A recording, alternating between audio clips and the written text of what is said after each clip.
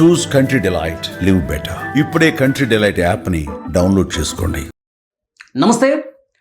దేశవ్యాప్తంగా ప్రధానంగా ఒక విషయం గురించే చర్చ జరుగుతోంది. 4-5 రోజులుగా మనం చూస్తున్నాం, ఎయిర్పోర్ట్ల దగ్గర రచ్చ జరుగుతోంది. అంటే ఇండిగో ఎయిర్లైన్స్ సంక్షోభం. ఎందుకు ఇంత సంక్షోభం ఎందుకు వచ్చింది? దీనికి రీజన్ ఏంటి? ఎవరిది తప్పు? ఈ వీడియోలో మీకు ఎక్స్ప్లెయిన్ చేసే ప్రయత్నం చేస్తా. ఇండిగో ఎయిర్లైన్స్ ఈ మధ్యకాలంలో అసలు ఎయిర్లైన్స్ ఇంత దారుణంగా వైఫల్యం కావడం అనేది చూడాల. First time. ఎందుకు లక్షలాదిగా ప్రయాణికులు తీవ్రంగా ఇబ్బంది పడ్డారు.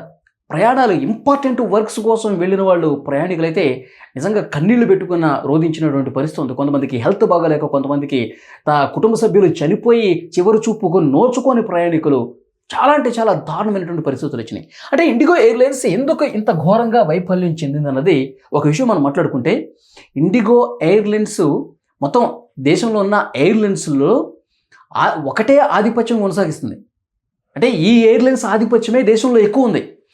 మొత్తం 2200 విమానాలు ఉన్నాయండి. అంటే 60% ప్రధానమైనటువంటి వాటా దేశంలో ఇండిగో ఎయిర్లైన్సే. ఎందుకంటే 2200 విమానాలు నడిపిస్తున్నటువంటి ఏకైక సంస్థ ఇండిగో ఎయిర్లైన్స్.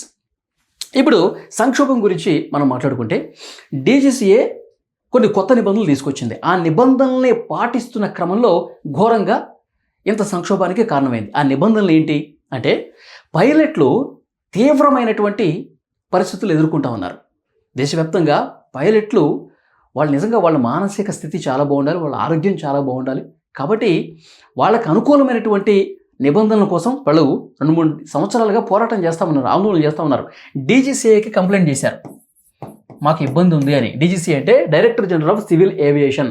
దీనికి కంప్లైంట్ చేశారు. ఎందుకంటే నిబంధనలన్నీ తీసుకొచ్చేది, సరిగ్గా పనులు జరుగుతున్నాయి లేదా, ఎయిర్లైన్స్ సక్రమ పద్ధతిలో ఉందా లేదా అన్నీ చూసేది ఈ సంస్థ, రెగ్యులేటరీ సంస్థ DGCA.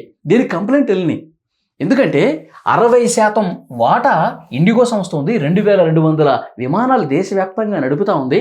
మొత్తం సంవత్సరానికి 7000 కోట్లు ఆదాయం ఆర్జిస్తోంది. కానీ మాకు మా శ్రమ దోపిడీ చేస్తూ ఉంది, ఎక్కువ పని గంటలు చేసుకుంది, ఎక్కువ నైట్ డ్యూటీలు చేస్తూ ఉన్నారు, నానా రకాలుగా నరకం చూస్తూ ఉన్నాం, కానీ మాకు శాలరీలు పెంచట్లేదు.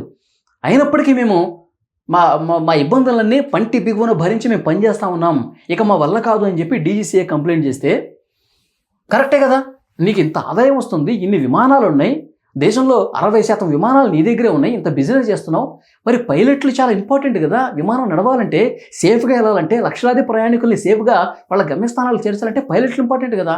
మరి వాళ్ళ ఇబ్బందులను ఎందుకు పరిగణలోకి తీసుకోలేదు అని చెప్పి DGCA క్వశ్చన్ చేసి 2 నిబంధనలు తీసుకొచ్చింది.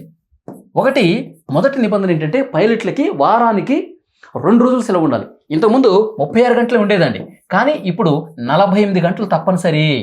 పైలట్లకు రెస్ట్ అవసరం. ఇంకో 2వ నిబంధన నైట్ డ్యూటీలు అండి. పైలట్లు నైట్ డ్యూటీలు గతంలో 6 రోజుల వరకు అనుమతి ఉండేది, 6 డేస్ వారంలో. ఇప్పుడు దాన్ని 2కు కుదించారు.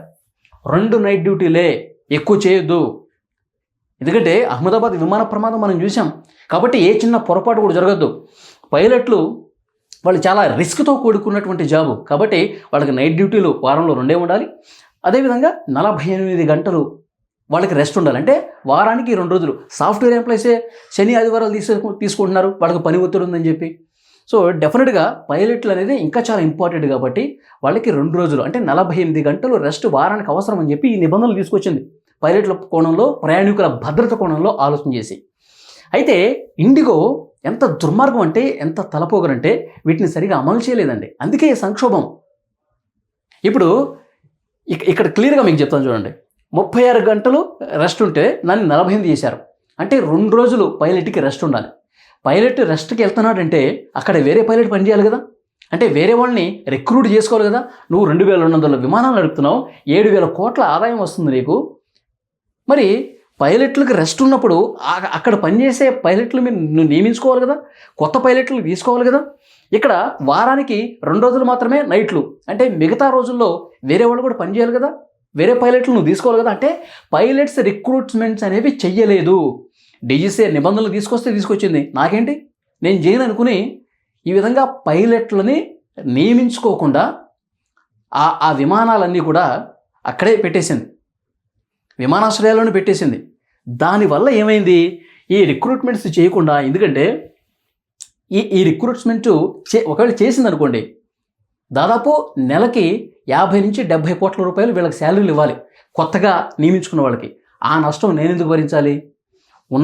ఉన్న పైలట్లతో ఇష్టారీతి నేను పని చేయించుకుంటున్నాను కదా, నడిచిపోతుంది కదా, నాకు వేల కోట్ల ఆదాయం వస్తుంది కదా.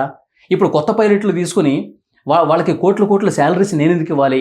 ఇలాంటి తలబిరుసు, ఇలాంటి పొగరుతో ఇండిగో ఎయిర్లైన్స్ కొత్త పైలట్లని తీసుకోకపోవటం వల్ల ఇప్పుడు వీళ్ళేంటి, ఇప్పుడు ఉన్న పాత వాళ్ళు వాళ్ళ షిఫ్ట్ నిబంధనల ప్రకారం, ఈ డీజీసీ నిబంధనల ప్రకారం నాకు 2 రోజులు నైట్ చేశాను కదా, ఇంకా నేను నైట్ చేయను, తర్వాత 48 గంటలు నాకు రెస్ట్ కావాలి కదా, రెస్ట్ తీసేసుకున్నాను. వీళ్ళు కరెక్టే ఉన్నారు, నిబంధనలు పాటిస్తున్నారు. వీళ్ళు కొత్త వాళ్ళని తీసుకోకపోవటం వల్ల అక్కడ పైలట్లు లేకపోవటం వల్ల విమానాలు షెడ్లోనే ఉన్నాయి, బయటికి రాలా. ఎందుకంటే ఎంప్లాయీస్ లేరు, ఎందుకంటే అక్కడ సిబ్బంది లేరు, ఎందుకంటే అక్కడ పైలట్లు లేరు. లేకపోవడానికి కారణం ఏంటి? నిబంధనలు ఇండిగో ఎయిర్లైన్స్ పాటించాలా. ఎందుకు పాటించాలా? కోట్ల రూపాయల శాలరీలు అవుతాయి. ఇది అంటే ఇండిగో ఎయిర్లైన్స్ ఈ విధంగా చేస్తే ఏం ఇబ్బంది కాదులే, పైలట్లు కొరత ఉందని చెప్పి కేంద్రం కూడా అర్థం చేసుకుంటుంది, ఈ తీసుకొచ్చిన కొత్త నిబంధనల్ని వాళ్ళ వెనక్కి తీసుకుంటారులే అని భావించింది ఇండిగో ఎయిర్లైన్స్. ఇప్పుడు ఒక విమానం ఆగిపోయిందండి, ఒక విమానం ఆగిపోతే ఆ విమానం ఢిల్లీ నుంచి హైదరాబాద్కి రావాలి. హైదరాబాద్లో ప్రయాణికులు ఉంటారు కదా, హైదరాబాదు మళ్ళీ బెంగళూరు నుంచి వెళ్ళాలనుకోండి, అక్కడ ఆగిపోద్ది. అంటే సైకిల్ స్టాండ్ మాదిరి ఒక విమానం ఆగిపోతే వరుసగా, అంటే ఒక సైకిల్ కింద పడిపోతే ఇంకో సైకిల్ స్టాండ్లో అది పక్క సైకిల్ మీద ఇట్లా వరుసగా కొలాప్స్ అయిపోయింది అనమాట. ఇది జరిగింది ఇండిగో ఎయిర్లైన్స్లో. ఒక వారంలో ఒక 4-5 విమానాలు ఆగిపోతే ఆ 5 కాస్త 10 అయినాయి, ఆ 10 కాస్త 50 అయినాయి, 50 కాస్త 100ల కొద్ది విమానాలు ఒక షెడ్యూలు ఇట్లా అయిపోవటం వల్ల సంక్షోభం వచ్చేసింది. దీనికి కారణం ఇండిగో నిర్లక్ష్యం. ఇది సంక్షోభానికి కారణం.